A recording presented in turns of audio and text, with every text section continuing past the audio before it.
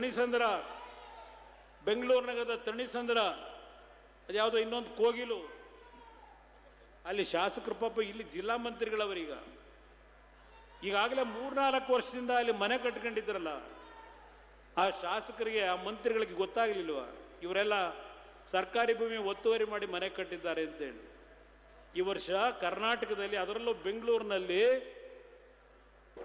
8 degree 9 degree ಚಳಿ, ಮಕ್ಕಳು ಮಲಗಲಿಕ್ಕಾಗಲ್ಲ.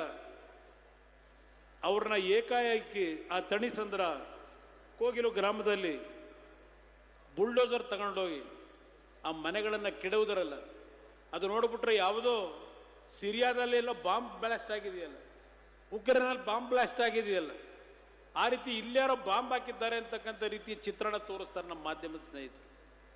ಅದೇಂಥದ್ದು 10 ದಿವಸದಲ್ಲಿ ಮನೆ ಕೊಡ್ತೀವಿ, 2 ದಿವಸದಲ್ಲಿ ಮನೆ ಕೊಡ್ತೀವಿ. ಎಷ್ಟು ದಿವಸ ಆಯಿತು ಮನೆ ಕೊಟ್ರ?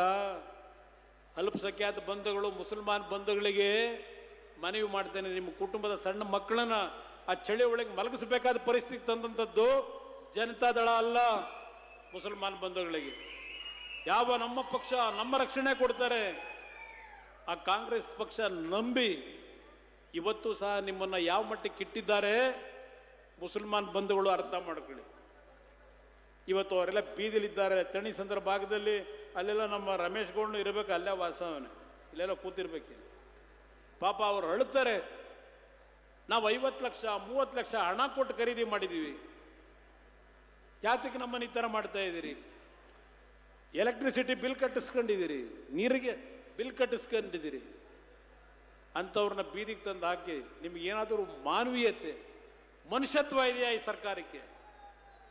ಸಣ್ಣ ಸಣ್ಣ ಮಕ್ಕಳು, ಗರ್ಭಿಣಿ ತಾಯಂದರು